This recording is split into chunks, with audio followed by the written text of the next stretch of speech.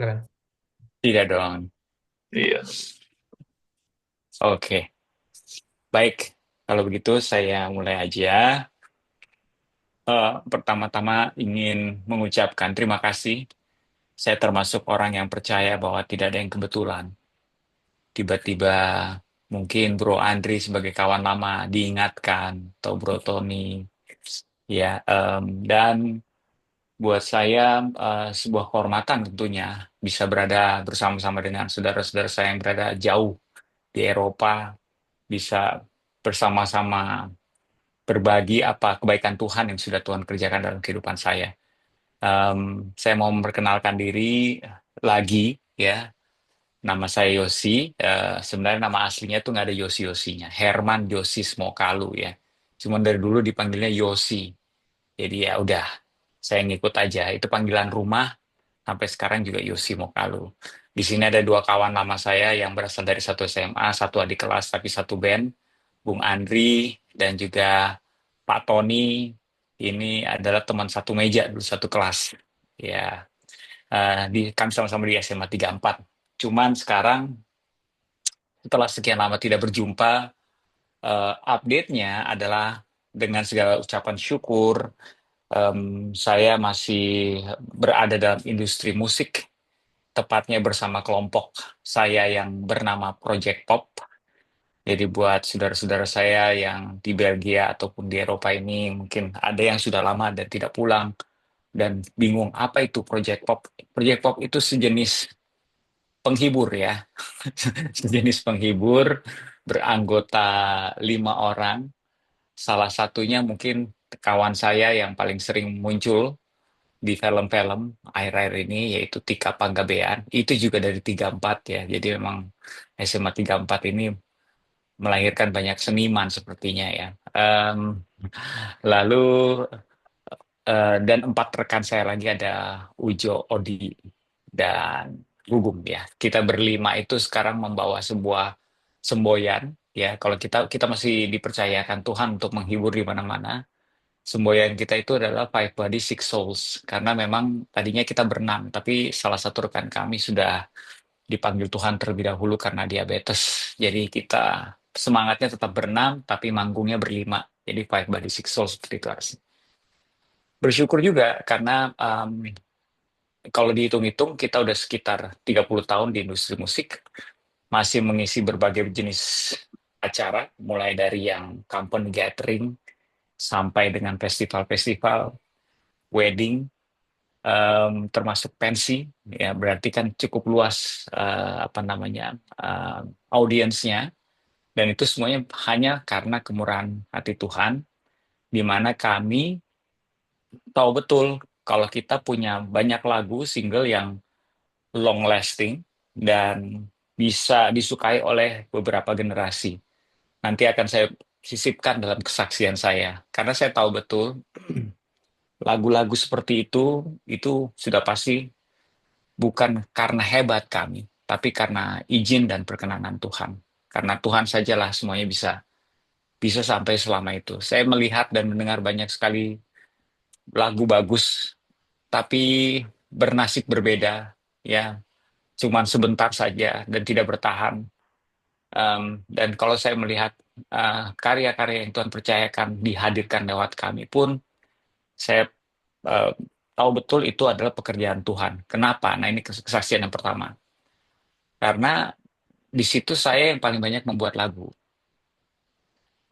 Hampir setiap lagu yang dikenal oleh para penggemar dari Project Pop, misalnya Dangdut is the Music, atau Dangdut is the Music of My Country, harus lengkap ya itu, ya. Atau Tua Gapat, atau Goyang Duyu, atau bahkan yang paling long lasting itu Ingatlah Hari Ini. Itu adalah lagu-lagu yang Tuhan mampukan saya ciptakan, dan berbagai macam lagu lainnya. Tapi, nah ini, peranan Tuhannya di mana? Saya bukanlah orang yang seperti Andri. Andri tahu saya dari dulu tidak bisa main musik. Tidak bisa main musik, tapi bisa membuat lagu. Disinilah makanya saya bisa memberikan sebuah kesaksian. Karena ada part yang paling besar dibutuhkan oleh seorang pencipta lagu, yaitu musik. tapi part itu justru Tuhan yang ambil alih. Artinya dalam setiap karya yang saya buat, saya tahu betul dengan ketidakmampuan saya dan keterbatasan saya harus mengandalkan Tuhan, berpartner sama Tuhan, sehingga karya tersebut menjadi karya yang baik adanya, memberkati orang lain dan bermanfaat. Nah, itu hal itulah yang membuat saya tidak mungkin menyikapi berbeda kalau di tanah air, kalau ada yang mengikuti perkembangan di tanah air. Ada yang ribut-ribut soal hak cipta dan juga apa namanya LMK, lembaga apa itu yang dipercaya oleh pemerintah untuk collecting. Saya tidak menempatkan diri saya di situ sebagai pihak yang ada. Saya tanya penyebabnya adalah sesuai bahasa simpelnya.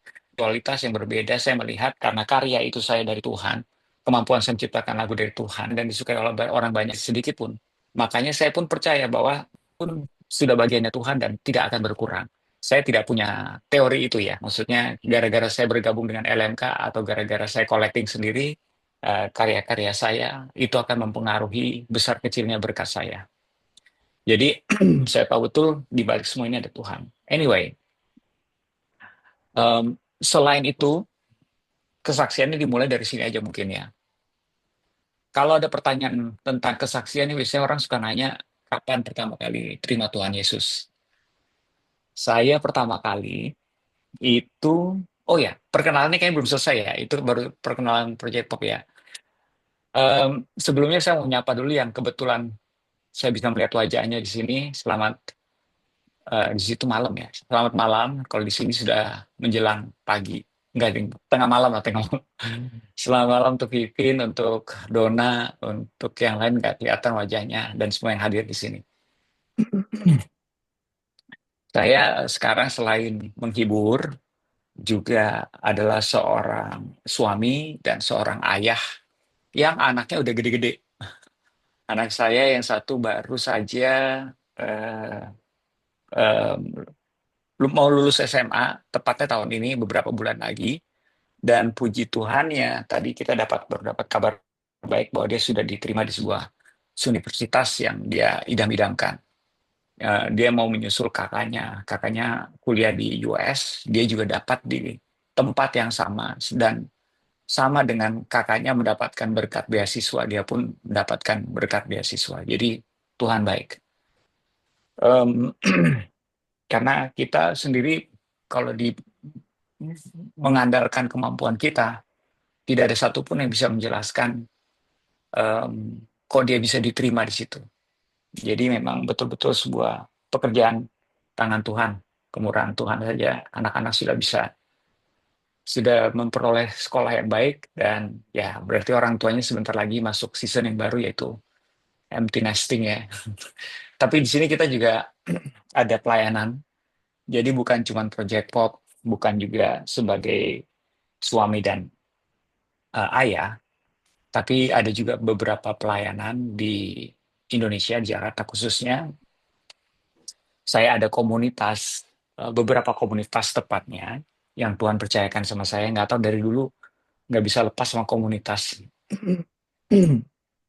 Yang pertama, nanti bisa nyambung juga kalau dibutuhkan.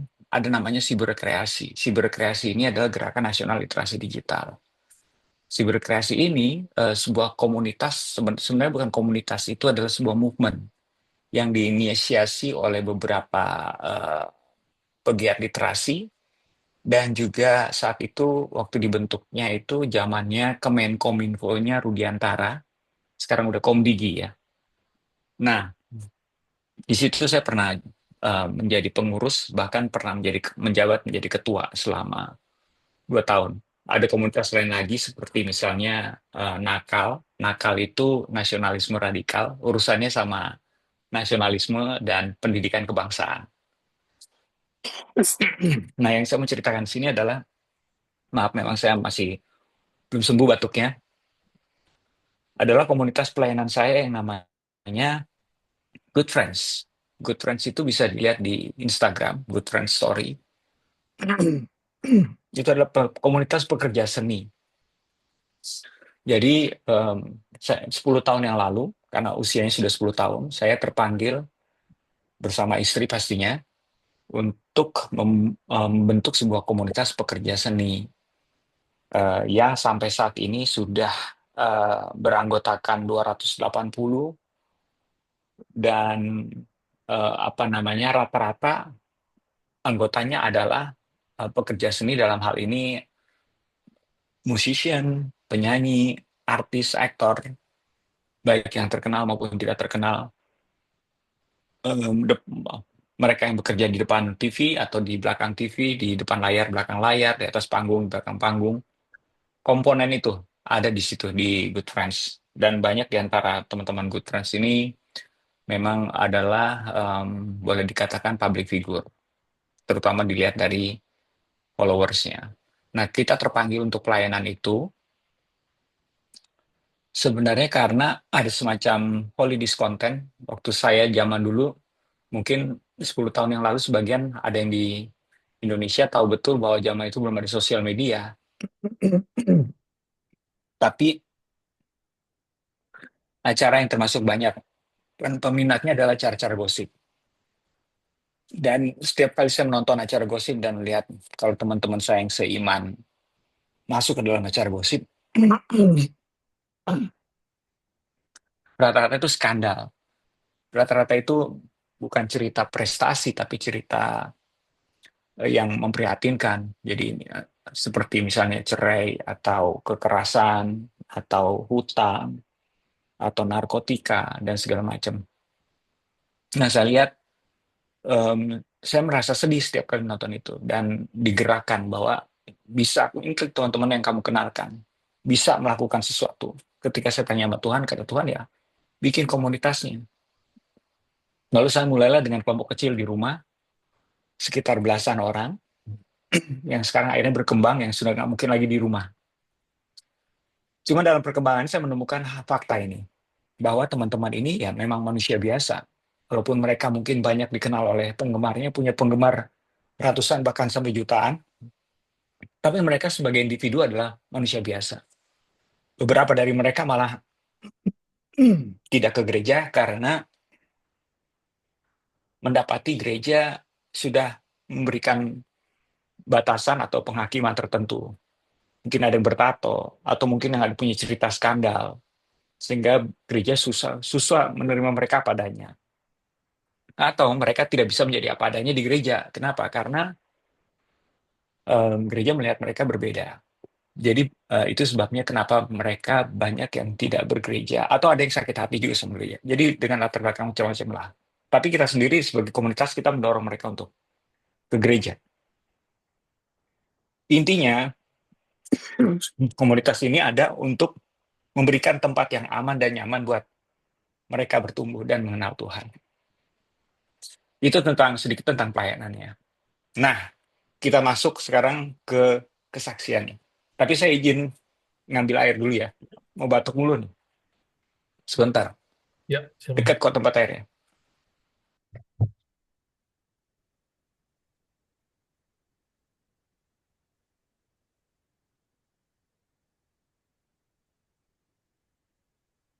Wah, udah 19, 18. Weh, Pak Stanley ngitungin. Halo Berbahagia Wida, kalau banyak, Bu.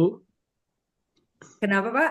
Berbahagia kalau banyak yang ikut. Oh Ikut begitu. berbahagia. Bagus lah.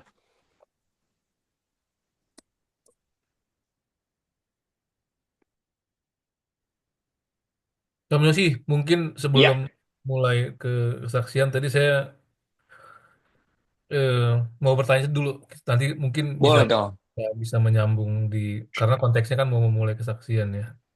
Iya. Pokoknya saya cukup hobi menulis. Tadi ada Hmm. statement saya sebenarnya juga cukup tertarik ya karena menurut saya ini agak sedikit sulit. Gimana cara tadi Om Yosi bicara dengan segala keterbatasan gitu waktu zaman SMA dengan segala keterbatasan yang ada Om Yosi bisa berpartner. Saya ngambil kutipan Om Yosi, berpartner dengan Tuhan. Konteksnya adalah, ini bicara konteks buat teman-teman yang baru bergabung, Om Yosi ini nggak bisa bernyanyi gitu, tapi Bermain musik. bermain musik gitu dan Iya. menurut saya sih ya tadi memang ada lagu-lagu Yang saya selalu ingat zaman-zaman saya apa namanya, tadi kan yang lagu-lagu perpisahan waktu saya SMA gitu. Nah, maksud saya itu konteksnya menurut saya, oh gimana ya? Karena kan kita juga di sini juga sebagian besar juga pasti kan punya punya anak yang menurut saya juga kayaknya ini beyond lah menurut saya sih gitu. Bisa Iya, berpartner dengan Tuhan dengan segala keterbatasan gitu. iya. Gitu. Jadi kalau berpartner dengan Tuhan itu kan sebenarnya memperhitungkan dia itu in charge. Ada. Iman itu kan seperti itu sebenarnya. Iman itu em, bukan melatih diri kita bergantung kepada yang kelihatan, tetapi kepada yang tidak kelihatan. Jadi dalam pertumbuhan iman, semakin kita bisa merasakan kehadirannya, dan semakin kita bisa bukan cuma merasakan, memperhitungkan, bahkan mengandalkan, maka istilah berpartner itu menjadi nyata, real. Memperhitungkan sesuatu yang tidak ada dan tidak kelihatan itu bukanlah hal yang mudah. Karena dalam perilaku manusia sehari-hari, kita lebih suka memperhitungkan apa yang ada. Misalnya, kekhawatiran kita ketika kita melihat uang kita di bank nggak ada, lebih real, lebih nyata, ya. Kita tidak, padahal pada saat itu kita tahu kita punya Tuhan yang juga menyertai kita di saat-saat susah yang sama, yang berkali-kali menolong kita.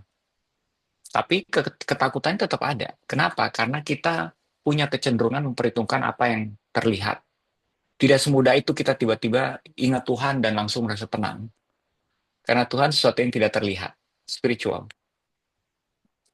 Nah, mengandalkan Tuhan dalam hal ini atau berpartner dengan Tuhan dalam pembuatan lagu, itu pun buat saya sendiri tidak menjadi sebuah proses yang begitu lagu pertama dibuat, langsung ingat ada Tuhan untuk mengandalkannya. Enggak. Tetapi justru Tuhan izinkan banyak kegagalan, banyak usaha, banyak upaya, bahkan banyak penolakan yang akhirnya membuat saya mengerti bahwa ada bagian dari berpartner dengan Tuhan, Tuhan sedang mempersiapkan sebuah uh, kemampuan yang semakin tajam lewat ke lewat kerja keras dan penolakannya. Misalnya, zaman sekarang bikin lagu saya bisa cepet banget. Sekarang kalau saya misalnya disuruh bikin lagu di tempat ini, terus saya tanya, di sini musisi siapa aja? Misalnya ada satu dua. Oke, saya dikasih waktu 1 jam 2 jam udah jadi lagu. Tinggal cari tema. Cepat. Memang tergantung kadang-kadang musisinya sehandal apa bermain digitalnya juga, karena memang digitalisasi ini membantu proses pembuatan lagu. Oke, anyway, ada masanya di mana saya masih berproses membuat satu lagu aja bisa berhari-hari. Apalagi lagu dalam konteks project pop. Project pop itu label sendiri memberi kita ekspektasi yang cukup tinggi. Karena bukan sekedar disukai, tetapi lagunya harus memiliki unsur kreativitas dan komedi. Kenapa demikian? Karena kita dikenalnya begitu.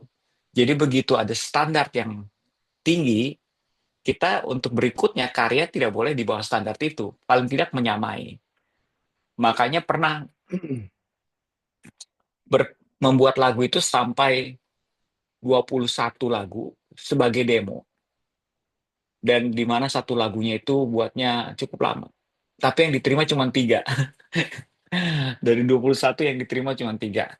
Di situ adalah buat saya proses tadi saya bilang.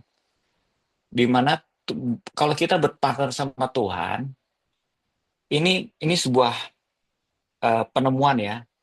Mudah-mudahan penemuan ini bisa menguatkan beberapa teman di sini. Kalau kita berpartner dengan Tuhan, maunya kita, pikirannya kita, logikanya kita sebagai manusia, kita berpikir bahwa Tuhan akan selalu memberikan kesuksesan atau keberhasilan. Logikanya begitu.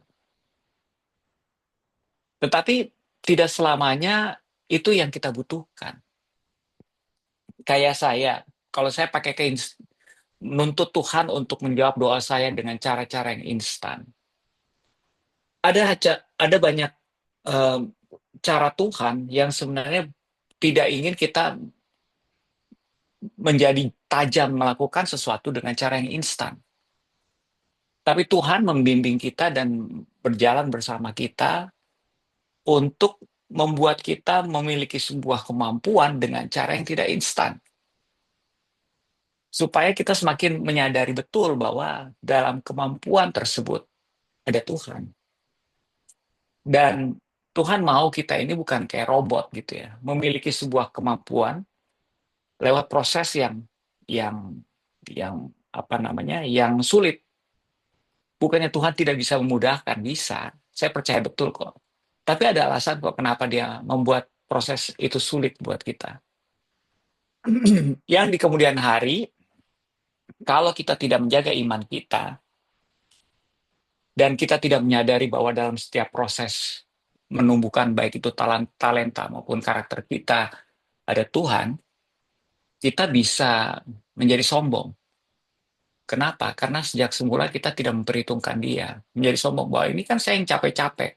Saya bisa sukses sampai sejauh ini, semuanya karena jerih payah saya. Saya yang mengalami semua penolakan. Padahal dalam kehidupan saya melihat betul bahwa walaupun Tuhan mengizinkan saya di satu sisi bersusah, berjerih payah, mendapatkan hasil yang baik dari setiap karya saya, tapi di sisi lain dalam kehidupan saya, dia menunjukkan juga dia Allah yang mampu memelihara dan tetap menjaga saya, memberikan prestasi yang berbeda. Jadi secara khusus dalam beberapa bidang, tidak semuanya Tuhan izinkan itu berhasil. Ada hal-hal lain yang memang Tuhan izinkan itu berproses supaya kita menguasai talenta tersebut. Bukan jadi tukang sulap, tetapi jadi orang yang menguasai talenta tersebut. Nah, ini proses itu sendiri adalah sebuah kasih karunia. Saya rasa kalau misalnya kita bicara soal talenta, dan semuanya sepakat di sini pasti. Talenta itu bukan sesuatu yang instan. Kita diberikan sebuah kecintaan untuk melakukan sesuatu itu talenta. Tetapi talentanya sampai sejauh mana, sejago apa, itu berbicara soal karena kita cinta melakukannya, kita mau melakukannya berulang-ulang. Walaupun orang lain bilang jelek. Misalnya dalam hal, kalau saya yang menciptakan lagu, dibilang jelek, saya tetap suka, saya tetap melakukannya. Kalau zaman dulu saya mungkin, Andri tahu lah sama Tony ya, saya gambar dulu, bukan lagu ya, saya gambar. Oh, atau dulu nge-rap ya, Andri ya, nge-rap, ngerepotin orang banyak, nge-rap ya. Apa namanya, nggak tahu kenapa saya suka nge-rap. Ini diakibatkan karena dulu sebenarnya diam-diam saya suka nulis puisi. Nulis puisi itu rhyming kan. Dari nulis puisi, itu juga suka digangguin sama teman saya Tika Panggabean. Ngapain sih cowok nulis puisi, dia bilang gitu.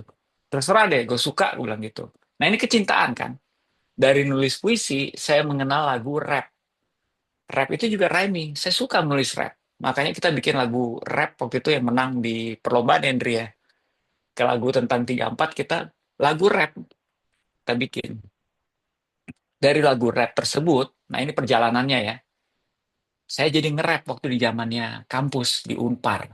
Nah, balik lagi, saya bisa menjelaskan puzzle-puzzlenya. Sebelum project pop, puzzle-nya begini. Ini, makanya nih kalau menjelaskan, padahal pertanyaannya cuma satu ya, Bro Yohanes ya. Cuman panjang. Karena semuanya kalau bicara soal Tuhan itu bicara soal puzzle. Satu puzzle tuh nggak bisa menjelaskan seluruh tujuan Tuhan dalam kehidupan kita. Puzzle-nya begini. Dulu saya pengennya karena bisa gambar, bukan masuk Unpar. Pengennya masuk Fakultas Seni Rupa dan Desain ITB. Makanya persiapannya itu sungguh-sungguh. Saya cuma daftar ke situ, nggak daftar kemana-mana. Saya ke Villa Merah, dulu ada nama bimbingannya di Villa Merah. Sebulan ke Bandung, dan benar-benar setiap hari bimbingan belajar di situ untuk masuk, khusus untuk masuk FSRD, Fakultas Seni Rupa ITB, dan Desain ITB. Lalu di hari terakhir, orang tua saya datang ke Bandung menyusul. Saya tinggal di Wisma BNI yang terletak di Ciumbuluit, dan di Ciumbuluit itu ada Universitas Parahyangan, Unpar. Nggak ada yang kebetulan. Orang tua saya bilang gini, masa kamu cuma daftar ITB? Plan B deh, plan B. Misalnya sampai ITB nggak diterima, kan di Jakarta nggak daftar apa-apa. Pasti keterima. Iya, masih so tahu. Iman saya kan, kita melakukan bagian kita, pasti ya Tuhan melakukan bagiannya gitu. Saya udah belajar sungguh-sungguh dan segala macam. Tapi saya memilih untuk mendengarkan orang tua saya. Orang tua saya bilang, coba cari satu lagi. Ya udah yang deket aja nih, Unpar. Masuk Unpar, saya belum tahu fakultas apa yang mau saya terima, yang mau saya pilih. Tapi nomor satu yang saya lihat, wah kampusnya lapangan basketnya bagus, karena saya suka main basket. Oke lah, nggak apa-apa lah. Siapa tahu ya, saya masih mesti menanti setahun, tahun depan saya coba lagi, kalau sampai nggak keterima, fakultas sendiri. Sedemikian ngototnya gitu ya, sudah siap dengan segala konsekuensinya. Ya udah saya bilang sama orang tua saya, oke, nggak apa-apa, saya coba mengisi formulir pendaftaran di Unpar, ikut tesnya, karena itu adalah hari terakhir ya saya datang ke situ. Terus saya disuruh pilih jurusannya, saya lihat kayaknya ini jurusan aja bukan dipikirkan sungguh-sungguh ya. Ini kayak ngelihat ada kata, wah ini ada di FISIP, ada hubungan internasional. Ya udah, hubungan internasional aja, ada kata internasionalnya kayak bagus nih. Jadi saya milih hubungan internasional FISIP, bukan karena saya sudah planning dari SMA ke situ, tapi karena ya udah kebetulan aja lagi mampir di Unpar, saya lihat ada lapangan basketnya bagus dan ada kata internasional. As simple as that. Gedung Unpar juga pada saat itu juga masih bagus ya. Maksudnya belum banyak gedungnya seperti sekarang. Bandung kelihatan dari gasibunya. Anyway, ternyata saya nggak diterima di Fakultas Seni Rupa ITB. Pengumumannya keluar, saya cari-cari, nggak diterima. Nggak diterima. Itu ada salah satu momentum dalam hidup saya yang pada saat itu puzzle itu masih membuat saya sakit ya. Karena ini sesuatu yang saya pengen banget masuk tapi nggak diterima. Unpar yang saya tidak planning, dan teman-teman saya ternyata banyak yang pengen masuk Unpar, saya baru tahu itu. Nggak keterima mereka, saya malah keterima. Yang asal-asalan gitu ya. Terakhir datang malah diterima di Unpar. Saat itu belum menjadi gambar. Tapi kalau sampai saat ini nih, termasuk keberadaan saya dalam ruangan ini, pilihan Tuhan untuk memasukkan saya ke dalam Unpar sudah menjadi sebuah gambar. Kenapa? Karena Project Pop itu ada hubungannya dengan Unpar. Jadi begini menjelaskannya. Mungkin di sini ada yang bingung. Ada Project Pop, ada Project P, ada Padiangan. Wah, apa tuh? Nah, saya jelasin lagi ya, biar nggak bingung. Cikal bakalnya memang nama Pajajaran Parahyangan. Pendirinya memang mahasiswa Pajajaran dan mahasiswa Parahyangan. Besarnya di mana? Di kabaret. Namanya kabaret. Itu adalah sebuah musical performance yang parodi. Parodi berarti memplesetkan cerita yang sudah ada. Lalu pecahlah Padiangan ini menjadi Project P dan Padiangan. Nah, Project Pop adalah adik-adiknya dari Project P. Oke? Tapi sejak Padiangan berdiri, sebelum pecah pun, mereka itu mencari kader, mencari anggota, hanya dari dua tempat. Spesifik ya, Unpad, Pajajaran, yaitu di PAAP, dan Unpar, spesifik ya, di FISIP, which is FISIP ya HI. HI itu ada di FISIP. Hubungan internasional itu masuk dalam fakultas FISIP. Jadi kalau saya tidak masuk ke Unpar dan berdamai dengan pilihan Tuhan, tetap pengen ke FSRD, mungkin saya punya cerita yang berbeda. Tapi karena pada saat itu saya akhirnya ketika masuk Unpar, saya berdamai dengan pilihan Tuhan. Ya udah, Tuhan maunya apa? Saya di Unpar, saya akan belajar, saya mencoba. Kalau memang ada panggilannya untuk kembali mencoba FSRD, tahun depan saya coba lagi. Tapi ternyata enggak. Di Unpar tidak ada panggilan lagi untuk mencoba FSRD, dan saya menyelesaikan kuliah di Unpar. Tetapi karena saya ada di Unpar, makanya saya mendapat kesempatan diajak oleh Project P saat itu untuk ikutan sama mereka. Sementara itu, talenta saya bikin lagu masih terasa. Nah, di Unpar ini, yang tadi lanjutin cerita yang tadi, saya pun nge-rap. Tetap nge-rap, Dri. Tapi bareng Iwa. Iwa K, tahu ya Iwa K. Iwa K itu belum jadi rapper. Iwa K itu juga Unpar Visip HI. Kita diminta oleh Radio OS untuk bikin sebuah kru rap, yaitu OS Rapping Crew. Bertiga, ada satu lagi anak Unpar. Itu awal mulanya. Jadi di Unparnya tetap nge-rap. Lalu ketika masuk ke Project Pop belum ada. Yang terjadi adalah belum lama saya masuk ke dalam Project P, industri musiknya lagi naik awareness tentang hak cipta. Artinya, Project P tadinya besar dengan lagu-lagu parodinya. Kalau teman-teman di sini ada yang kejamanan, mungkin ingat lagu-lagu parodinya Project P ya. Misalnya, Antrila di Loket, Cop and Hayden, dan berbagai macam ya. Mencontek, yaitu lagu-lagu parodi. Bidadari dari Tabrak Lari. Nah, lagu-lagu parodi itu, pada saat mereka ngetop dengan lagu-lagu itu, mungkin karena awareness hak cipta belum naik di situ. Jadi mungkin bisa saja mereka tidak membayar jumlah yang besar untuk izin memparodikan. Tapi di musim berikutnya, ketika itu sudah menjadi sebuah uh, awareness baru, semua baik itu label maupun pihak distribusi memberikan biaya yang besar sehingga akhirnya mereka tidak dapat melanjutkan proyek parodinya dan mulai mempertimbangkan sebuah strategi kepada label yang di mana mereka masih punya utang satu, ini kakak-kakak saya di Project P, satu album. Akhirnya strateginya adalah mempercayakan kepada generasi baru, yaitu Project Pop, yang mereka pilih dari 30 orang anggota Project P, balik lagi ya semuanya ini. Jadi kayak sebuah perjalanan yang nggak mungkin kalau bukan karena Tuhan. Ya, karena dari 30 itu saya termasuk orang baru, tapi karena saya bisa nge-rap dan tiba-tiba ada di Project P, saya pun terpilih menjadi anggota Project Pop yang pertama, yaitu misinya membuat lagu komedi original, nggak boleh parodi. Karena parodi udah jatahnya kakak-kakak. Dari situlah mulai saya mencoba lagi sebuah talenta baru ini, kira-kira membuat sebuah lagu original yang komedi, itu gimana ya? Nah itu pertanyaan tantangan saya pada saat itu. Dan ternyata nggak gampang. Komedi itu bukanlah hal yang mudah untuk dibikin teorinya. Karena sense of humor aja berbeda. Teman-teman di sini pasti ada yang bisa ketawa dengan Cak Lontong. Ada yang cuma senyum-senyum aja. Ada yang berhenti ketawanya di zamannya Bagito mungkin ya. Ada yang sudah bisa related dengan stand up comedian, ada yang belum. Ada yang masih lebih suka slapstick ala Sri Mulat. My point is memang sense of humor itu berbeda-beda. Jadi kalau membuat lagu komedi, ya nggak gampang, sulit.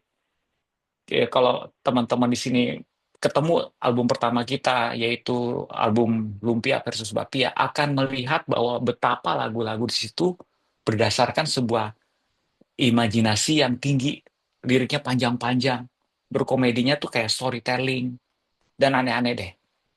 Sampai perkembangannya terus, saya juga diasah kemampuannya untuk bisa bikin lagu. Kita sempat start ada Krismon pertama 98, jadi berhenti. Kita album dengan album kakak-kakak kita yang terjual kalau waktu itu masih kaset ya. Mereka terjual sampai jutaan kopi. Kita cuma berapa ratus ribu. Yang menurut label itu pun sudah bagus, sedikit di atas break even point-nya. Kan album-album yang ada resiko di industri musik. Jika tertunda, penggemar bisa melupakan. Resikonya seperti itu.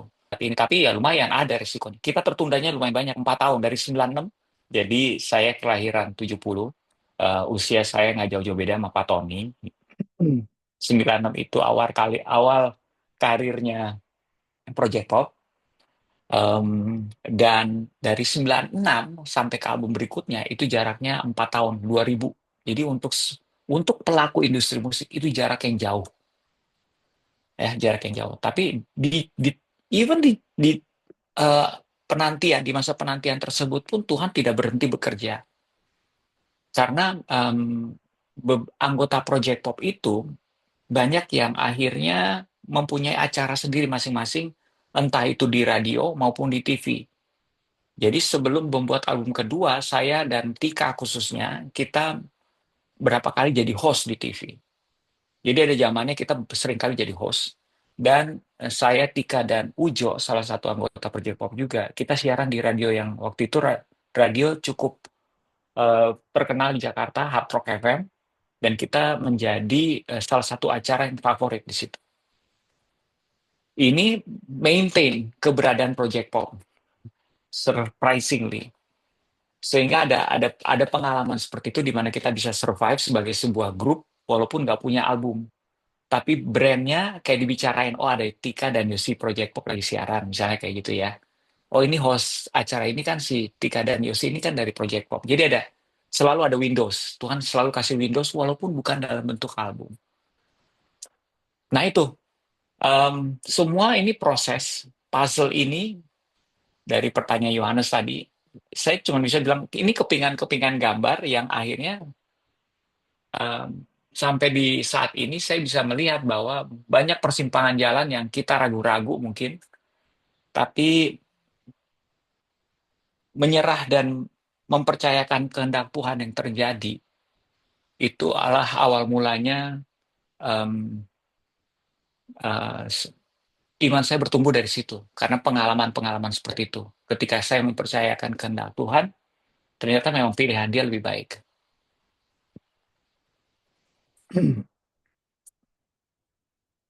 Termasuk yaitu kalau kemampuan saya akhirnya terasah sampai bisa bikin lagu dari nggak bisa bermain musik, yaitu belajar dari banyak kesalahan, banyak kegagalan, banyak penolakan. Kalau sekarang saya duduk sama musisi, saya sudah tahu mau buat apa dulu.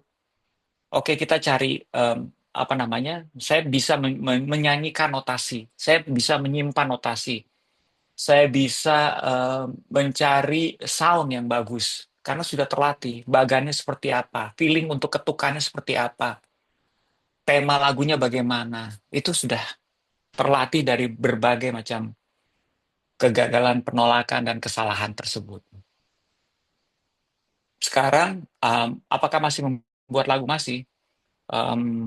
Tidak selalu untuk Project Pop. Kalau Project Popnya sendiri banyak masih ada lagu-lagu yang di luar label karena kita sudah tidak sama label. Tapi kalau kalau cukup kalau mau mengikuti sosial media kita pasti tahu bahwa masih banyak lagu produksi untuk Project Pop. Saya juga buatin lagu buat orang, buatin lagu buat iklan lain masyarakat dan juga beberapa brand.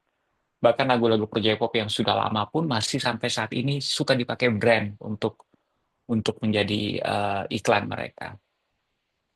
Jadi sedemikian hebat Tuhan bekerja atau sedemikian hebat hasil yang bisa dihasilkan kalau kita berpartner sama Tuhan. Penjelasannya menjawabkah Pak Yohanes? Makasih. Terima kasih. Nah, kesaksiannya begini. Waduh, lama juga ya baru cerita itu sampai kesaksian. Kenapa saya bisa bercerita tentang iman seperti ini? Karena sebenarnya sebelum kalau di SMA mungkin Pak Tony nggak begitu memperhatikan, tapi saya termasuk cukup aktif di persekutuan doa kan sebenarnya di SMA, rajin gitu. Sebenarnya itu dimulai sudah dari SMP. Jadi SMP itu saya pertama kali terima Tuhan Yesus adalah di SMP menjelang kelas 2. Saya waktu itu masih sekolah di kedutaan di Singapura. Em, ada ikut KKR gereja. Lalu di gereja itu ada biasa ada ditantang siapa yang mau terima Tuhan Yesus. Nah, karena saya masih SMP, saya pertimbangan saya nggak banyak. Saya cuma bilang, wah ini kalau ditantang kayak gini, ini sesuatu yang baik kayaknya ya. Karena kan saya lahir di keluarga Kristen. Jadi saya pikir, wah ini adalah sesuatu yang baik. Kenapa nggak maju aja terima Tuhan Yesus? Jadi saya maju. Walaupun waktu saya maju untuk didoakan, saya sedikit agak bingung saat itu. Karena yang maju ke depan tuh rata-rata nangis. kok saya nggak nangis, apakah saya nggak sesiap mereka, harus nangis ya kalau terima Tuhan Yesus ya. Banyak pertanyaan pada saat itu. Ini pada nangis, pada penuh serius banget gitu. Sedangkan saya masih cengengesan gitu maju ke depan ya, namanya juga masih SMP ya. Hmm. Tapi ini bisa disaksikan juga sih. Ketika kita membuka hati kita mau terima Tuhan Yesus, apapun keadaan kita saat itu, mau kita lagi em, memiliki hati yang tanah yang lembur, hatinya sedang hancur, ataupun hati kita juga jadi sedang lembur karena sukacita saja biasa, rohnya tetap bisa bekerja. Perubahan itu tetap nyata dan terjadi dalam kehidupan saya, walaupun saya terimanya itu dalam kondisi seperti itu ya. Em, apa yang menyebabkan saya yakin bahwa ada sebuah em, perubahan terjadi dalam kehidupan saya sebelum dan sesudah. Nah, Roh Kudus memang tidak sekuat. Roh Kudus itu kalau dalam pengenalan saya akan Roh Kudus, saya nggak tahu apakah sensitif membicarakan ini di sini atau enggak, tapi dalam pengalaman saya mengalaminya, memang pertumbuhan iman kita akan membuat kita semakin mengenal keberadaan Roh Kudus. Suaranya dan juga fungsinya, dia adalah roh yang menolong, menghibur, mengingatkan, mengajarkan kita. Dia ada real, itu em, kepekaannya seiring dengan pertumbuhan iman kita, kedewasaan spiritual kita. Itu yang bisa saya saksikan di sini. Jadi mungkin kalau teman-teman ada yang punya perasaan atau pengalaman yang sama, mungkin bisa menguatkan juga.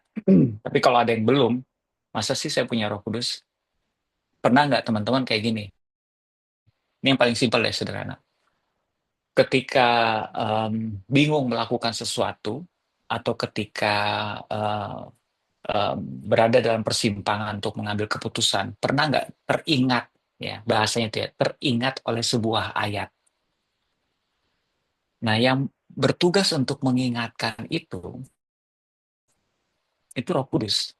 Jadi itu bukan sebenarnya bukan teringat begitu saja. Saya termasuk yang percaya bahwa ketika kita mengingat sebuah kebenaran, itu Roh Kudus lagi mengingatkan kita, lagi membantu kita untuk mengingatkan, sehingga kita bisa memutuskan sesuatu yang baik, penuh hikmat kebijaksanaan. Anyway, jadi SMP terima Tuhan Yesus, disitulah kehidupan saya mulai em, berubah ya. Walaupun saya tidak mengatakan bahwa saya tidak nakal, tetap ada kenakalan remajanya dalam rangka mengenal identitasnya yang sebenarnya ya. Kan kalau di SMA berantem-berantemnya, bolos-bolosnya tetap ada ya Ton ya. Tapi semuanya berbedanya di mana? Saya rasa tidak nyaman melakukan sesuatu yang tidak benar karena namanya juga Roh Kudus. Ada sifatnya yang kudus, itu membuat kita tidak nyaman setiap kali kita melakukan sesuatu yang tidak berkenan di hadapan Tuhan. Itu yang membuat kita perlahan-lahan mengalami shifting atau transformasi mindset-nya. Em, eh, Ayat saya yang mau saya bagikan adalah gini. Pertama kali, ini contoh pertumbuhan iman ya. Waktu saya bertobat, saya ingat tuh, Tuhan kasih saya ayat Matius 6 ayat 33. Carilah dahulu kerajaan Allah dan kebenarannya. em, eh, Carilah dahulu kerajaan Allah dan kebenarannya, maka semuanya akan ditambahkan kepadamu ya. Saya pastikan ya. Nah, pada saat saya pertama kali mendengarkan ayat tersebut, mungkin saat itu masih seperti susu ya sifatnya ya. Jadi apa adanya aja saya makan, saya kunyah ya.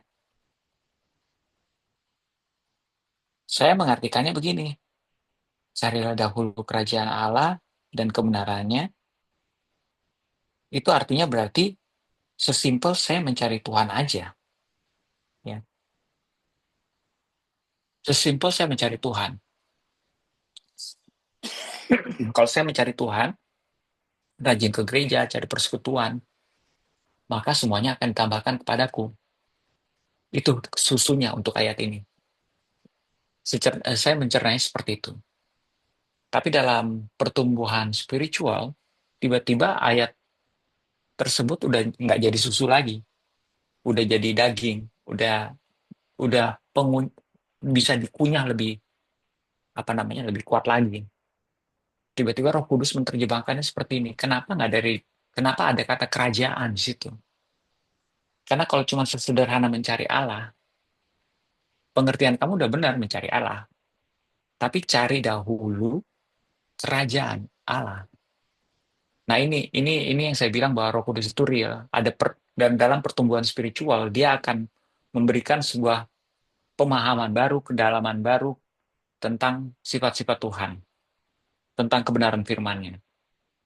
Rupa-rupanya Matius 6 ayat 33 ini tidak berbicara soal mencari Tuhan saja, tapi kerajaan itu berbicara soal proses yang menjadi fokus kita, prioritas kita dalam menjadikan Tuhan raja. Karena kita bicara soal kerajaan, bukan dicari rajanya, tapi dijadikan raja tuh gini, Tuhan itu dibawa untuk menjadi raja dalam kehidupan kita. Artinya gini, bukan ketemu dia saja atau dekat dengan dia saja, tapi sebagai warga kerajaan, taat dan tunduk kepada raja juga menjadi bagian dari cari dahulu kerajaan. Jadi saya terwawau tuh waktu Roh Kudus ngomong kayak gitu. Wow, ternyata bukan cuma cari Tuhan ya. Maksudnya adalah dalam pertumbuhan spiritual saya. No, kamu bukan cuma cari saya, tapi jadikan saya raja. Karena raja itu tidak akan disebut raja kalau tidak ada yang tunduk di bawahnya. Banyak orang ngaku-ngaku saya bos, tapi nggak ada anak buah. Mana ada yang percaya dia bos anak buah? Saya pemimpin, tapi tidak ada yang dia pimpin. Sama hal dengan raja. Kerajaan itu ada warga kerajaannya, yaitu mereka yang tunduk dan taat kepada rajanya. Jadi begitu firman-Nya berkata, cari dahulu kerajaan Allah. Nah, sekarang sudah bicara berbeda nih firman-Nya. Berarti latihan spiritual saya adalah belajar untuk taat dan percaya sama dia. Mengandalkan Tuhan itu juga ada dari sini. Dari cari dahulu kerajaan Allah dan kebenarannya. Teman-teman sudah pernah membaca versi Message Bible-nya? Wah, versi Message Bible-nya sangat powerful. Ya, saya bacain ya. Nah, ini. Oke. Dari ayat 30 deh. Matius 6 ayat 30 versi Message Bible. If God gives such attention to the appearance of wildflowers, most of which are never even seen, don't you think he'll attend to you, take pride in you, do his best for you? What I'm trying to do here is to get you to relax, to not be so preoccupied with getting, so you can respond to God's giving. Keren banget ya. People who don't know God and the way He works fuss over these things. But you know both God and how He works. Steep your life in God reality, God initiative, God provisions. Don't worry about missing out. You'll find your everyday human concerns will be met. Wow, human concerns loh di sini. Coba deh teman-teman baca lagi. Ini ayat versi Message Bible-nya keren banget. Don't worry about missing out. Dia bilang itu. You'll find all your everyday human concerns. Bukan God concerns ya. Human concerns will be met. Jadi itu yang Tuhan bicara lewat satu ayat tersebut. Matius 6 ayat 33. Dan sampai musim ini pun masih kuat bagaimana makanan ini terus berproses dalam kehidupan saya. Kalau saya harus membagikan satu kesaksian lagi dalam bentuk ayat, ini juga satu ayat yang selalu, karena saya melayani Walaupun saya melihat pemahaman melayani ini tidak selalu dikaitkan dengan gereja atau komunitas. Tetapi di mana saja kita berada, kita harus memiliki hati untuk melayani. Mentalitasnya akhirnya yaitu um, mencari apa yang bisa dibantu sama orang lain. Nah, ini dikuatkan dari ayat yang terdapat di Roma 15.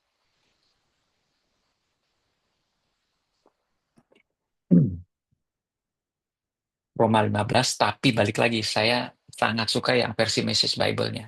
Ya. Ini berkali-kali berbicara, bahkan boleh saya katakan jadi rema buat saya. Ada partnya yang jadi rema. Ayat 1 dan 2 saja. Ayat 1 dan 2 saja. Roma 15 ya. Those of us who are strong and able in the faith need to step in and lend a hand to those who falter, and not just do what is most convenient for us. Strength is for service, not status. Each one of us needs to look after the good of the people around us, asking ourselves, how can I help? Jadi ada kata strength is for service. Nah, ini kata ini jadi rema dalam kehidupan saya. Strength is for service, strength is for service, strength is for service. Pertama-tama, mungkin di bagian dari tipu muslihat iblis ya. Iblis kan suka memutarbalikkan firman-Nya. Dia memberikan pengertian seperti ini. Balik lagi nih. Jadi firman kebenaran itu kalau udah berbicara dalam akan besar powerfulnya, kuasanya. Tapi sebelum itu menjadi sebuah daging yang bisa dikunyah, dalam pemahaman yang sangat sederhana, kita bisa salah. Saya awalnya berpikir kayak gini, ketika diingatkan strength is for service, strength is for service, saya berpikir bahwa kalau kita lebih kuat, nih sederhana ini pikirannya, kalau kita lebih kuat, sudah sepantasnya kita menolong yang lemah. Strength is for service. Kalau kita lebih kaya, sudah sepantasnya kita nolong yang nggak mampu. Kalau kita adalah bos, sudah sepantasnya lah kita melayani yang bawahan kita, baik sama mereka. Tapi tiba-tiba saya dibawa sama Roh Kudus untuk kembali dibilang gini, no, you missing out, bilang gitu. Kamu tidak ngerti maksud sebenarnya. Baliklah dari awal ayat tersebut. Dia tidak berbicara kekuatan kekuatan berdasarkan perhitungan dunia. Standar dunia untuk kekuatan adalah mungkin kekuatan secara fisik, kekuatan kemampuan membeli atau secara materi, kekuatan secara posisi, kekuatan karena populer. Itu semua kekuatan yang didefinisikan oleh dunia. Tetapi kekuatan dimaksudkan oleh ayat ini adalah kekuatan iman. Dari awal dibilang, those of us who are strong and able in the faith. Jadi dia bicara soal kekuatan iman. Nah, ini lebih dahsyat lagi kalau kekuatan iman. Artinya, strength is for service itu bukan berbicara nunggu kita kuat. Karena sekalipun kita tidak sedang kuat, tapi orang tersebut butuh pertolongan, kita tolong. Iman kita yang mendefinisikan pada saat itu kita mampu menolong atau tidak. Bukan berdasarkan kekuatan yang lain. Tidak perlu menunggu kaya untuk nolong. Tidak perlu menunggu kuat untuk nolong. Tidak perlu menunggu terkenal untuk nolong. Tidak perlu menunggu kita jadi bos untuk nolong. Strength is for service adalah bicara, kamu mau nggak jadi alatnya Tuhan untuk nolong? As simple as that.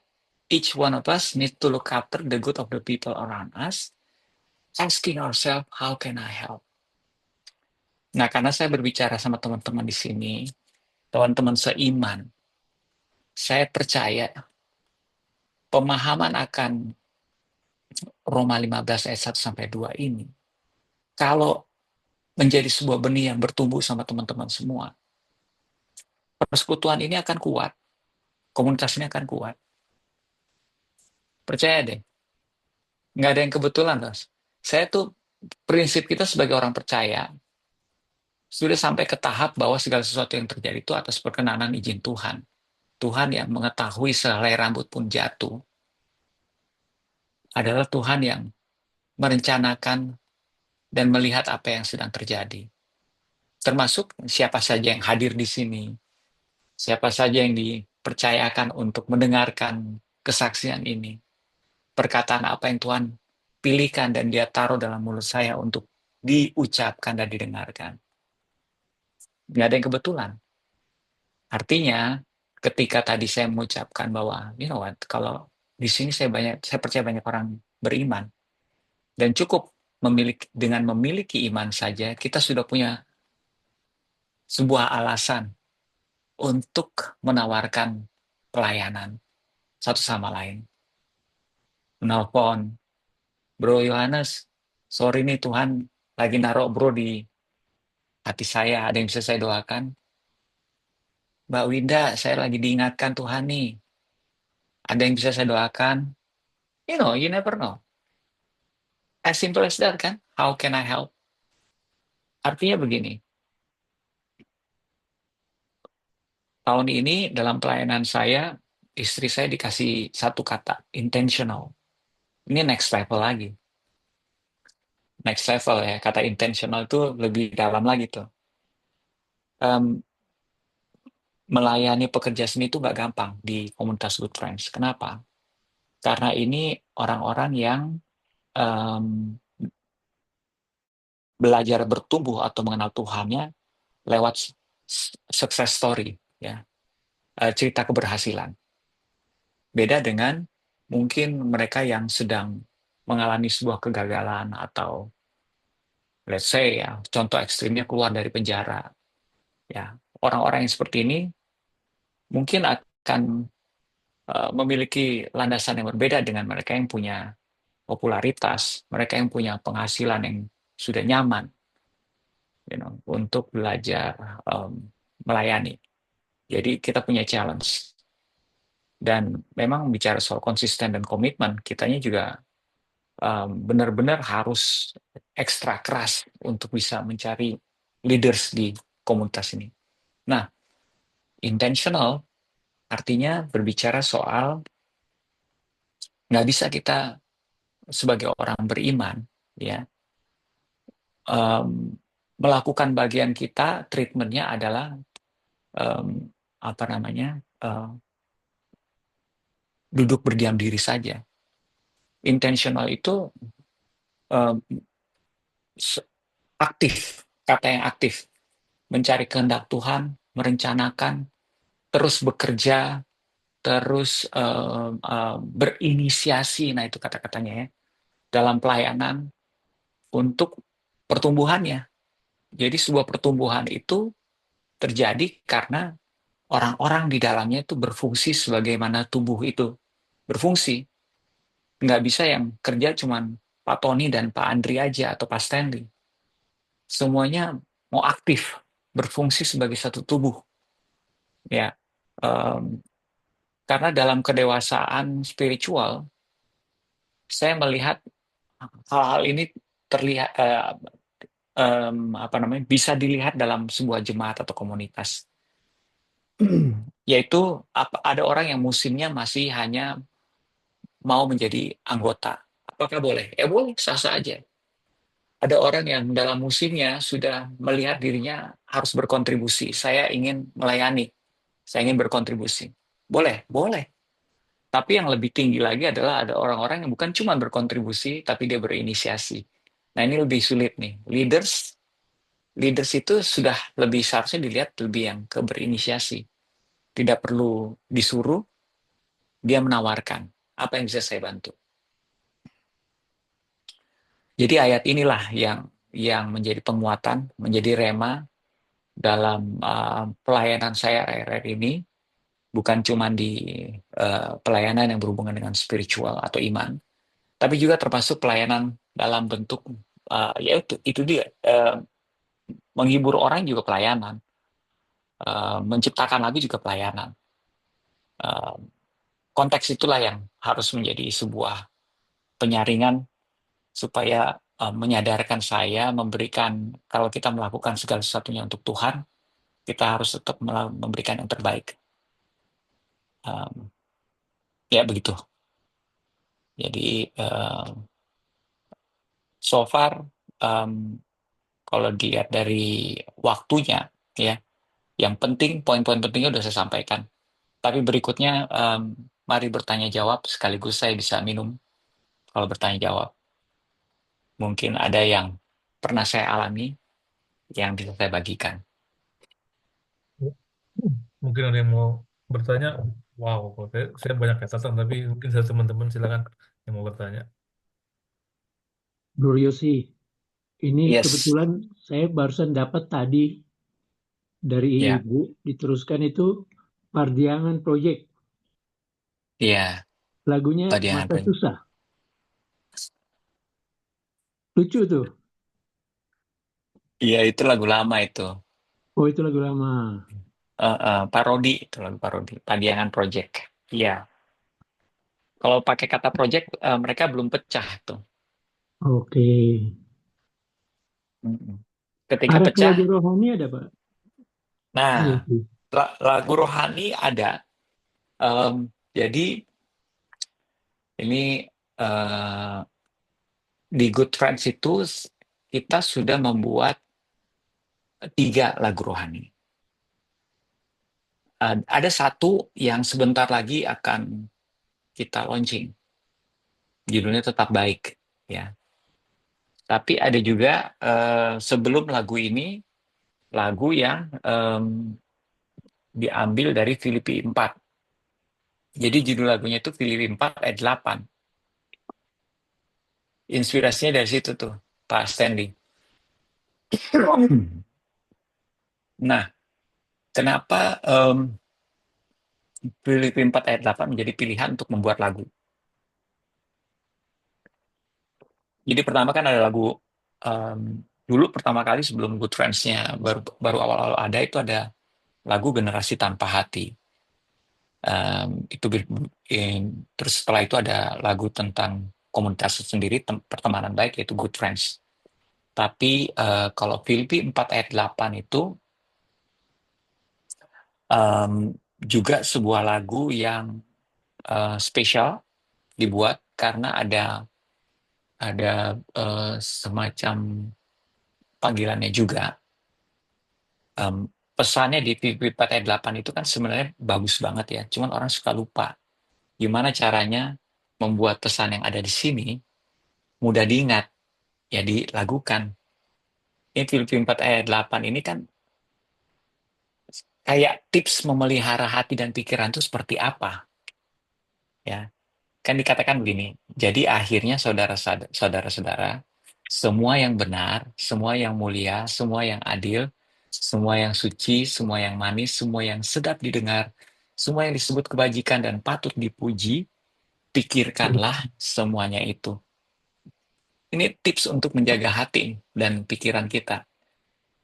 Artinya gini, kalau aplikasinya kayak gimana? Ya sesederhana kayak gini nih, kalau misalnya ya, kita lagi takut menghadapi sesuatu, terus kita berpikir untuk ini ketakutannya gimana cara mengendalikan ketakutan ini ya. Nah kan sesederhana itu. Karena takut tuh manusiawi, tapi dikendalikan oleh rasa takut itu yang berbahaya. Ya, marah itu manusiawi, tapi dikendalikan oleh rasa marah itu berbahaya. Nah ini sebenarnya tipsnya nih. Oke, coba dilihat lagi nih. Apa yang kita takutkan atau apa yang telah menjadi alasan kita marah ini adalah sesuatu yang benar atau enggak? Adalah sesuatu yang mulia atau enggak? Apakah ini sebuah perlakuan yang adil atau enggak? Apakah ini disebut suci atau enggak? Jadi kan Filipi 4 ayat 8 itu seperti sebuah penyaringan ya untuk kita mengambil keputusan untuk meresponi sesuatu. Makanya dibuat lagu. Nanti bisa dilihat ya lagunya kayak gimana. Kalau saya kalau dinyanyikan seperti ini. Hanya semua yang benar, yang mulia, yang adil dan yang suci. Pikirkanlah semuanya itu. Juga semua yang manis, sedap didengar, kebajikan dan patut dipuji. Pikirkanlah semuanya itu. Ya itu lagunya seperti itu. Nanti bisa dilihat Filipi 4 ayat 8. Jadi ada lagu rohani juga yang dibuat. Termasuk di Ya, Project Pop juga ada lagu rohani tapi lebih komedi. Bingung kan? ya karena kan yang senang banyak ini yang kenal kan anak-anak muda ini Pak Bro Yosi. Iya, iya. Anak saya sempat kenal, sempat tahu juga. Oh, cuman sayang hari ini dia tidak bisa ikut. Ada latihan core. Oh ya, siap. Salam buat anaknya. Oke, ada lagi pertanyaan? Hmm. Oke, ada lagi mau bertanya? Mungkin, halo, dengar nggak? Iya, iya, kedengeran. Ya, pertanyaannya sih udah banyak dilewatkan. Kalau kembali lagi tidak ada yang kebetulan, emang tidak ada yang kebetulan, Pak Yosi ya. Karena akhir-akhir ini anak saya kan suka tuh lagunya. Apa lagu judulnya tadi? Yang itu? Ingatlah hari ini. Terus, oh iya Iya. dulu. Terus saya pikir, oh iya ya, apa enggak coba undang aja gitu. Ternyata semuanya lancar. Saya tahu pasti repot. Saya tanya teman 3 4 ada tim. Tapi yang saya mungkin tidak ingin bertanya, cuma kasih yang sedikit tadi kenapa ini bukan kebetulan. Waktu SMA berarti Bro Yosi udah bertobat ya, sudah terima Tuhan Yesus. Karena SMP maju. Udah. Makanya saya lihat waktu kita main basket atau biasanya kakak kelas nih, Yosi kan kakak kelas saya seperti Pak Tony. Kalau Ya. kakaknya sombong ya. Cuma yang membuat saya kalau main gitar selalu kepake ceritanya. Tapi saya lihat dia mau pulang kalau udah jauh. Terus dia mau sabar sama saya, walaupun kadang-kadang saya menang ya, Yos ya. Ini orang kok enak banget, kayak bukan teman kakak kelas. Jadi saya karena dengar tadi SMP sudah bertobat, saya merasakan itu. Itu saja sih. Jadi emang ya kalau saya kan waktu itu ekstern juga ya, saya kan belum masuk klub blok. Iya. Oke itu saja, cuman komen itu saja. Mantap. Siap, Andri. Oke, ada lagi yang mau bertanya, teman-teman? Bu Vivin nih biasanya Bu Tanya. Vivin. Enggak, Pak Stanley yang tanya. Saya nanti nanyanya pribadi, Pak, di luar ruangan ke si Bro Yosi. Silakan Pak Stanley atau Udah Bu, teman-teman yang lain, ini silakan. kesempatan yang lain. Atau nih Pak Tony. Anaknya menanya kali Pak. Karena saya yang nanya nih, saya tunggu dulu kalau ada yang mau nanya. Boleh dong. Ya, sebenarnya benar sekali yang apa Bro Yosi bilang. Ya, Andri boleh main musik, tapi nyiptain lagu kok nggak keluar-keluar albumnya atau nggak bisa gitu ya. Em, Oke itu tadi yang Yosi bilang itu susah dijelaskan, tapi ada nggak tipsnya? Bukan tips maksudnya saya mau buat lagu nggak, maksudnya kenapa bisa begitu? Bahwa lagu itu kan kalau kita ngomong soal bahasa umum itu mistik kan, nggak bisa dipelajarin sebenarnya. Apalagi kalau kita ngomong soal urapan segala macam. Oke lah, tapi itu mungkin itu terlalu mendalam. Tapi yang membuat Yosi berani, saya yakin nih, walaupun saya nggak bisa main, tapi ya berarti emang terjawab sudah ya, dulu udah percaya. Apa gitu, dan terus mendorong dan terus punya harapan. Spesifiknya ke Yosi tentunya, bukan secara umumnya kita harus tetap percaya, tapi apa, kejadian apa gitu. Terima kasih. Jadi, kalau saya melihat prosesnya Tuhan itu seperti ini. Karena talenta itu tidak luas. Talenta itu spesifik sifatnya. Nah, kayak Tuhan itu memberikan sebuah em, hikmat ya untuk menemukan jalannya harus kemana, nggak usah belok-belok. Misalnya untuk membuat lagu yang ala ala kita ya, signature lah istilahnya gitu ya. Dia akan pilihkan informasi apa yang paling paling mempengaruhi kita, yang apa namanya, yang em, bisa memproses kemampuan kita, selera kita, ya seperti itu ya. Termasuk kayak genre, terus em, apa namanya itu, favorit kita terhadap sound-sound tertentu. Jadi istilahnya gini, Untuk menciptakan lagu, kita akan tahu buat pencipta lagu ya, apalagi yang lagunya sudah banyak di pasar. Kita akan bisa membedakan mana lagu kira-kira ini pasti lagu ciptanya Yofi dan ini pasti ciptanya Dani Ahmad. Gitu contohnya gitu ya. Karena semuanya punya khusus, nggak apa namanya nggak neko-neko.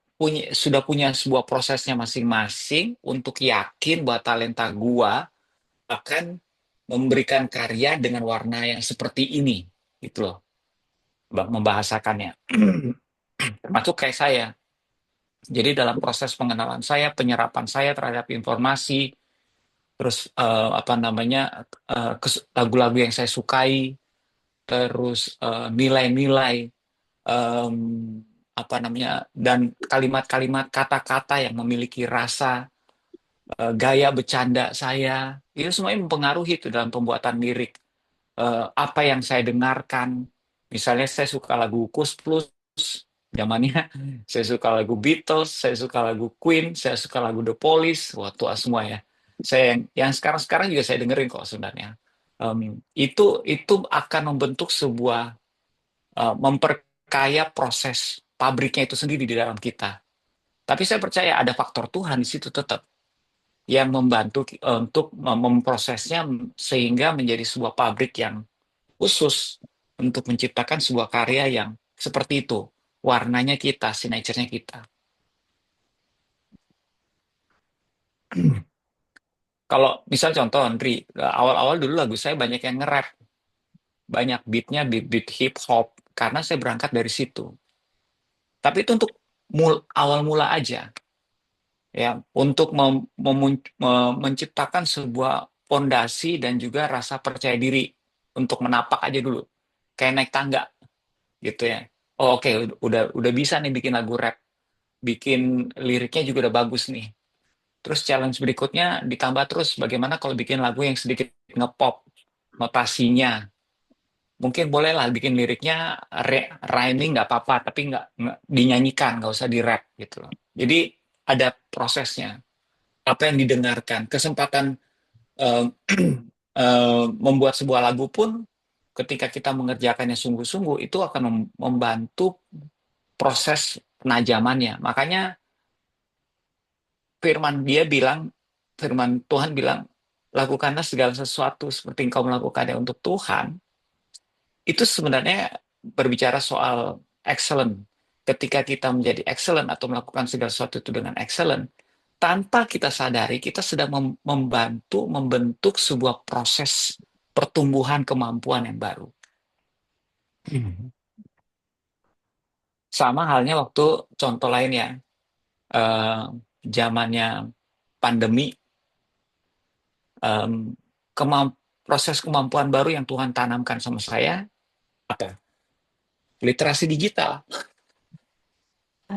Jadi zamannya pandemi aktivitas menghibur kan berkurang, tapi saya ada di siberkreasi yang tadi saya bilang, ya itu gerakan nasional literasi digital. Sebagai bagian dari siberkreasi, bekerja sama dengan pemerintah, banyak sekali kegiatan online untuk ngajar literasi digital. Ada 4 pilar kalau literasi digital. Ada cakap digital, ada aman digital, budaya digital, etika digital. Kalau singkat cabe lah.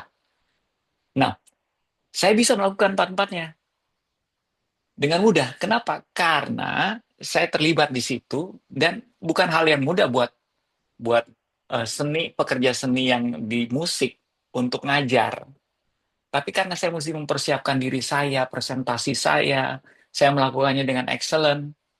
Akhirnya saya bisa melakukan dengan mudah. Melahirkan sebuah talenta baru lagi, bukan?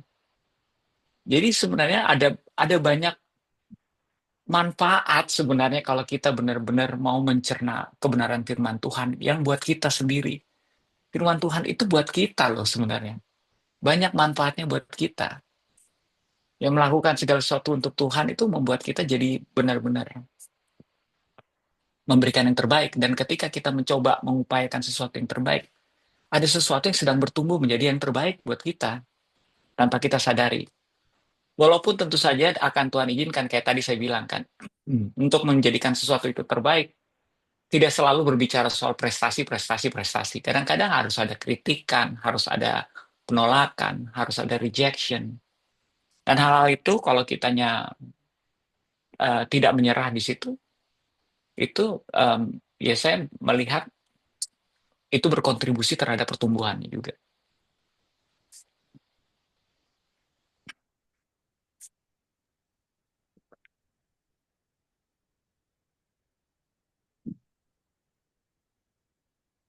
Oke, makasih Om Yosi. Ada pertanyaan lagi dari teman-teman?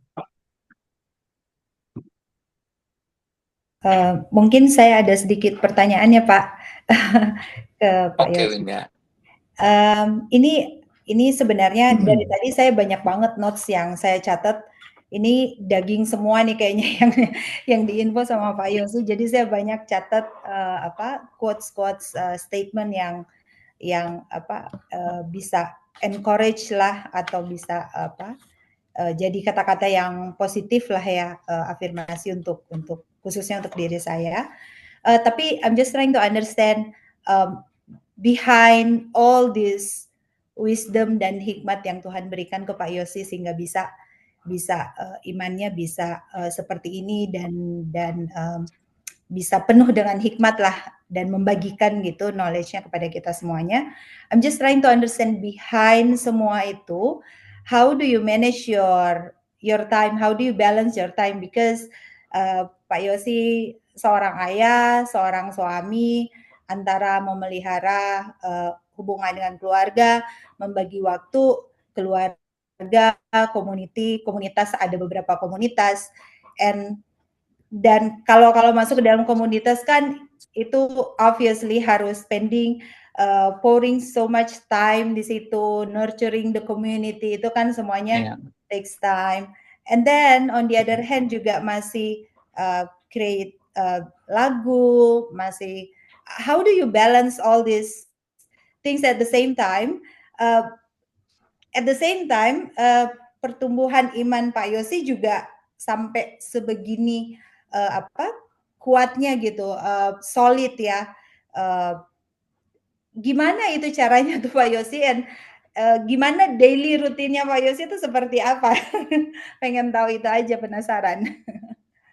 Terima kasih. That's a good question. Ya. Jadi kalau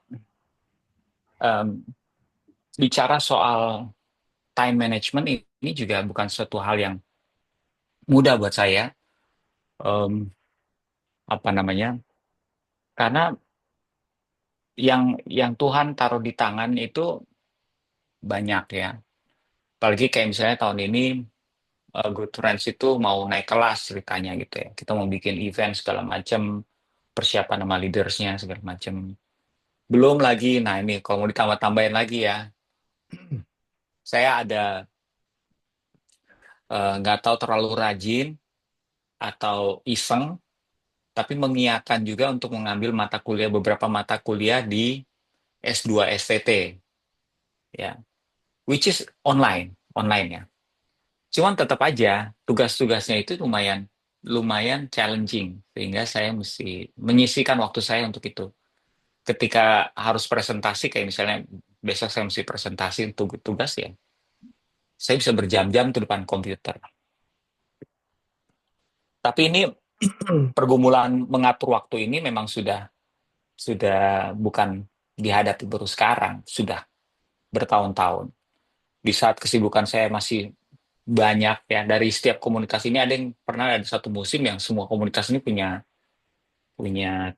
kesibukan. Ini yang bisa saya simpulkan.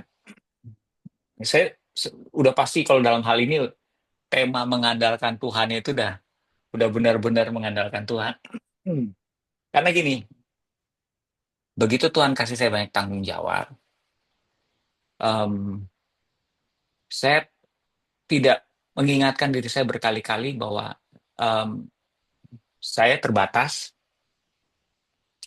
benar-benar harus mengandalkan Tuhan untuk bisa mengerjakan semua ini, mengandalkan Roh Kudus. Untuk mengatur waktu ini memang agak PR tersendiri. Bantuannya banyak dari macam-macam ya. Misalnya ngurusin project pop aja contohnya. Project pop itu boleh dikatakan puji Tuhannya sudah bisa dilepas, sudah by default, sudah ada sistem yang mengerjakannya, sehingga saya bisa sedikit bernafas di situ. Ya misalnya, walaupun di situ posisi saya bukan cuma player, saya juga direktur.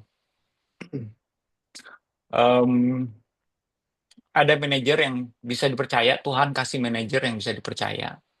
Itu pun juga saya masih melihat bahwa ada ruang untuk saya sebagai direktur untuk improve, di mana terlalu percaya mungkin bahasanya ya kadang-kadang. Makanya saya kemarin baru ngobrol sama dia, boleh nggak diperbaiki di beberapa hal. Belum lagi bagi waktu untuk keluarga, yang itu juga prioritas untuk istri, untuk anak-anak. Jadi yang saya pahami bahwa ada yang namanya hikmat untuk mengerti mana yang prioritas, mana yang enggak. Nah, prioritas inilah yang membuat kita bisa menyusun waktu dengan lebih baik karena disusunnya berdasarkan prioritas tersebut.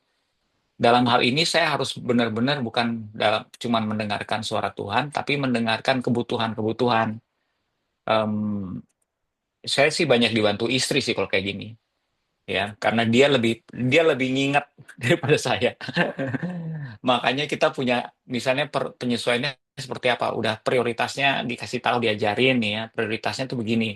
Karena kita aja masih punya kelemahan loh dalam menyusun prioritas. Dulu saya yang dulu mikir bisa kalau disuruh nyusun gitu ya, mana yang jadi prioritas bisa salah tuh naruhnya. Bisa taruh pelayanan paling atas, padahal keluarga paling atas. Maksudnya bisa salah seperti itu ya. Jadi akhirnya dalam pertumbuhan hikmat kebijaksanaannya belajar mencari tahu apa hal-hal yang bisa membantu, bukan cuma orang-orang, bukan cuma mempersiapkan leaders-leaders yang mempermudah pekerjaan dan pelayanan kita, termasuk juga bersedia sedikit repot membuat kalender bersama misalnya kayak gitu ya. Itu juga membantu kalender bersama untuk close circle yang mengerjakan hal yang sama. Itu juga tuh satu ya. Terus ada catatan setiap yang diperbarui setiap hari. Ini lebih ke tips aja ya. Things to do gitu ya. Yang itu tiap hari. Jadi ada yang kita isi jadwal kegiatan kita per bulan, ada yang per tahun mungkin karena agendanya per tahun, tapi ada yang setiap hari. Ada yang setiap hari. Yang setiap hari ini yang memang urgent, yang nggak boleh dilupakan. Ya. Lalu kalau diingatkan dari orang-orang terdekat kita yang bekerja sama dengan kita untuk hal-hal yang kita urus bersama. Nah, itu yang harus langsung dimasukin ke dalam schedule. Diingatkan, langsung masukin ke dalam schedule. Ada ini diingatkan. Nah, saya kebantu banget dengan handphone saya yang penuh dengan schedule itu. Ya, sebelum tidur saya cek besok ada apa. Bangun tidur saya cek lagi hari ini ada apa supaya nggak ada yang kelewat. Tapi begini, satu hal lagi yang penting adalah gini, begitu ini terlalu banyak, saya sering melakukan ini, saya zoom out. Karena kalau kita zoom in, kita dekat-dekat dengan kesibukan, kita nggak mampu melihat diri kita, nggak mampu. Kebanyakan nih, Tuhan ngerjain ini, ngerjain itu, ngerjain ini, ngerjain itu, lagu belum, lagu yang ini belum selesaiin, ngurusin itu belum, bikin planning belum, kita zoom in kan, itu karena kita zoom in. Nah, saya sering-sering kalau misalnya sudah membuat perencanaan yang mungkin jauh dari sempurna tersebut, saya sering juga untuk zoom out. Kalau saya zoom out, saya menemukan lagi tuh Tuhan yang berpartner dengan saya, kayak diingatkan kembali, you're not doing this by yourself. Every time you're doing this, lupa ada keberadaan saya dan mengerjakan ini by yourself, kamu akan capek, kamu akan stres mungkin. Nah, ketika saya zoom out, saya ketemu lagi sama Tuhan, diingatkan lagi. Kalau udah diingatkan lagi sama Tuhan, berdoa lagi, Berdoa terutama hal-hal apa yang penting yang mesti didahulukan, gitu. Karena gini, kadang-kadang kita lebih stres mikirin hal-hal yang belum perlu kita lakukan. Itu yang dalam manajemen waktu yang membuat kita suka stres tuh itu. Kita udah memikirkan hal-hal yang belum perlu kita lakukan.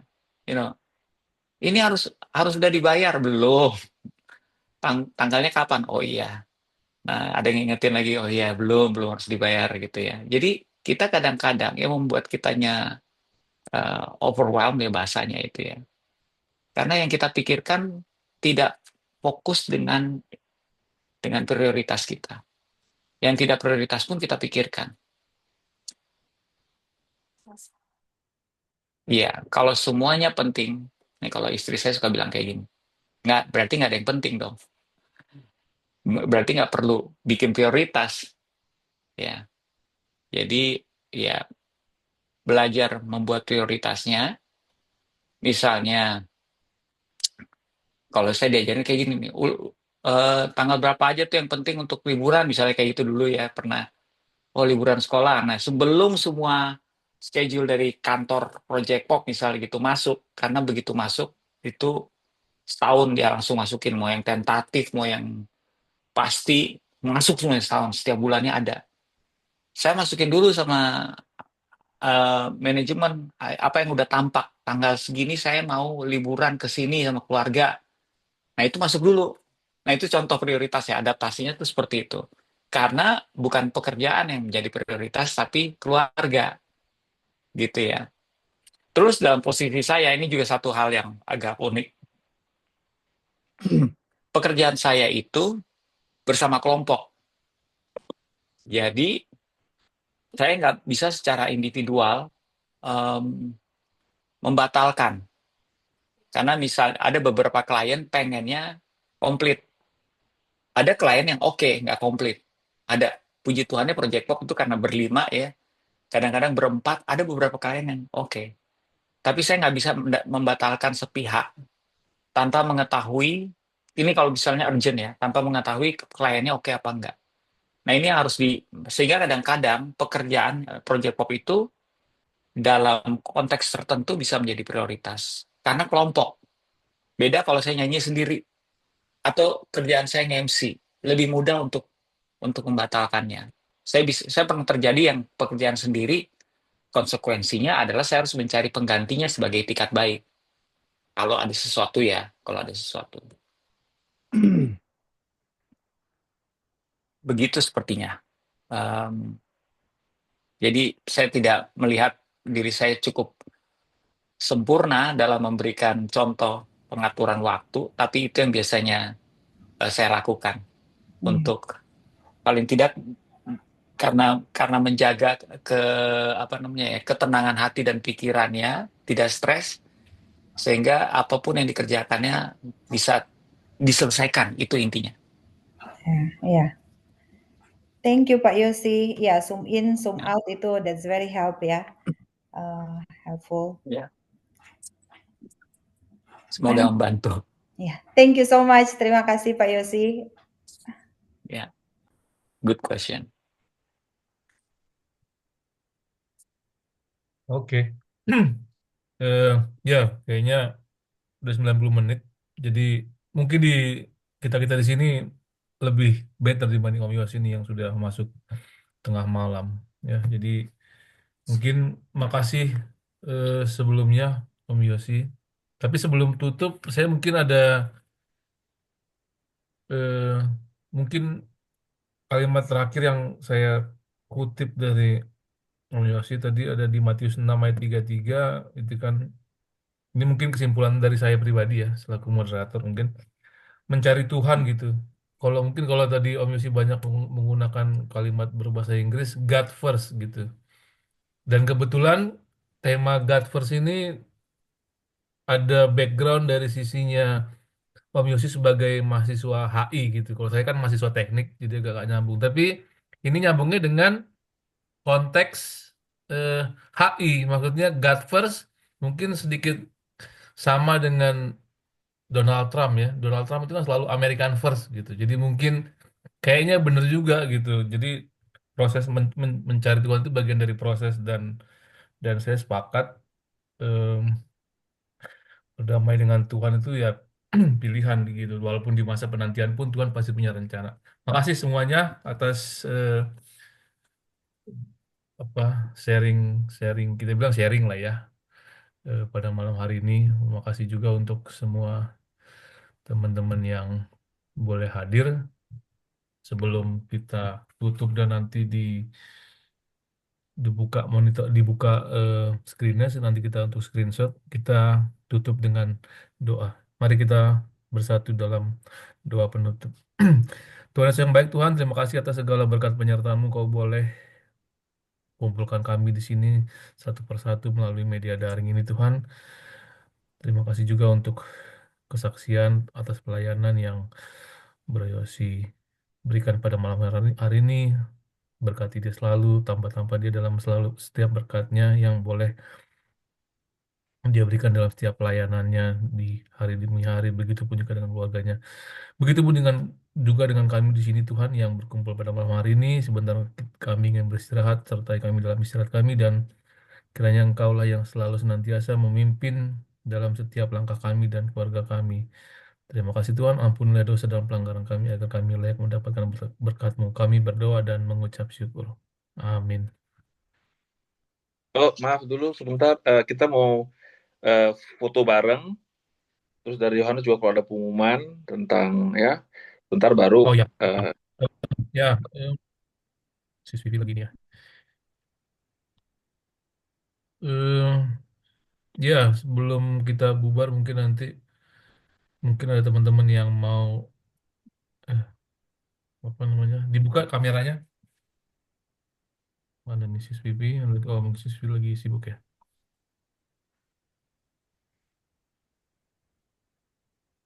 Bentar demikian. ya. Mungkin Bro Yohanes saja yang ambil foto. Ya, ya, ya, ya, ya. Bentar. Oke, satu, dua. Oke, terima kasih semua.